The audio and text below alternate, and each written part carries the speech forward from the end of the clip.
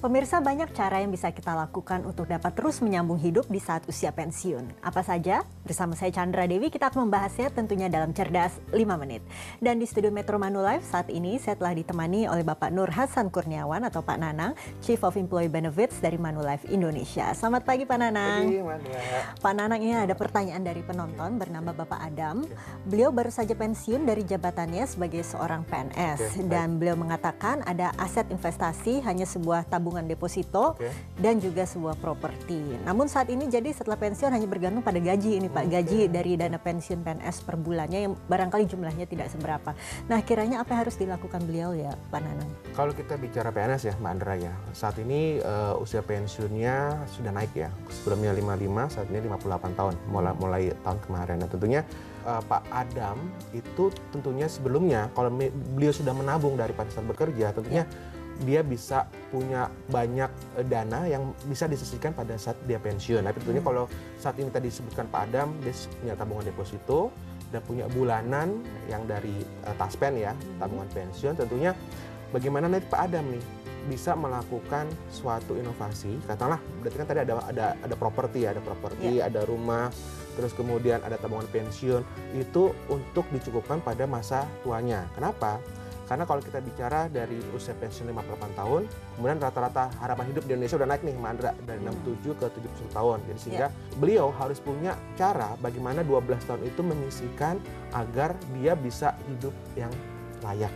Jadi dengan adanya deposito, properti maupun dana pensiun PNS yang diterima per bulannya, bagaimana cara memanfaatkannya supaya maksimal begini Pak Nanang? Maksimal gini Mbak Andra, tapi sebelumnya saya akan bicara pada saat dia pensiun ya, tapi kita agak sedikit ke belakang nih Mbak Andra. Kenapa? Karena kalau kita bicara ya, PNS pensiun 58 tahun. Nah tentunya dia mulai bekerja, kita ambil contoh 25 tahun. Nah 20 tahun berarti dia sebenarnya punya cukup waktu untuk dia bisa menabung sebenarnya. Menabung kenapa?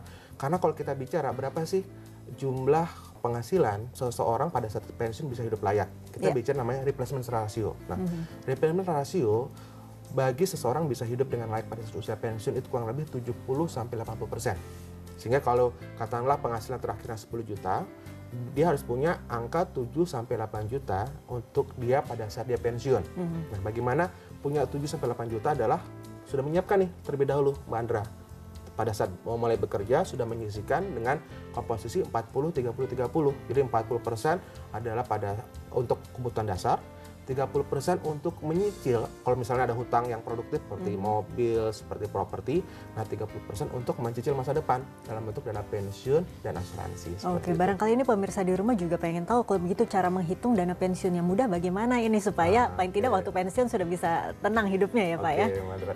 Gampang Mbak Andra, kalau kita Manulife punya solusinya.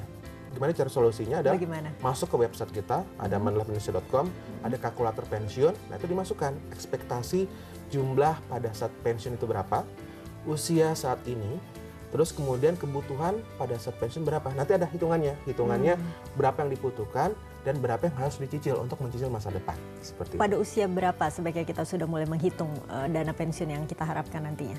Pada saat mulai bekerja, karena balik lagi kalau mulai bekerja kan kita nggak mikir pensiun, mikir gadget yang baru nih, yang seri 7, 5, 10 itu dulu, baru kemudian mikir pensiun. Nah, seperti itu sih Mbak Andra. Oke, tapi idealnya seorang pensiunan sebaiknya kita sudah harus memiliki apa paling tidak ini Pak Nanang? Paling tidak pensiunan adalah, pertama adalah aset produktif. Jadi balik lagi ke kasusnya Pak Adam ya, dia sudah pensiun, dia punya pensiun bulanan, dia punya juga aset rumah produktif, katakanlah ternyata bulanannya kurang untuk hidup dengan layak. Aset produktifnya bisa disewakan, dapat tambahan uang sewa. Katakanlah punya mobil bisa disewakan, dapat tambahan untuk penghasilan produktif. Seperti itu Mbak Andra. Oke, jadi memang kita harus persiapkan sejak dini ya, begitu ya Pak Nanang ya. Baiklah, mudah-mudahan kalau begitu Pak Adam tadi paling tidak bisa menggunakan tabungan deposito maupun propertinya terutama ya. Betul. Terima kasih Pak Nanang atas waktu dan informasinya. Dan pemirsa, demikianlah Cerdas 5 Menit, Cerdas Finansial untuk episode kali ini. Saya Chandra Dewi, terima kasih dan sampai jumpa. Dipersembahkan oleh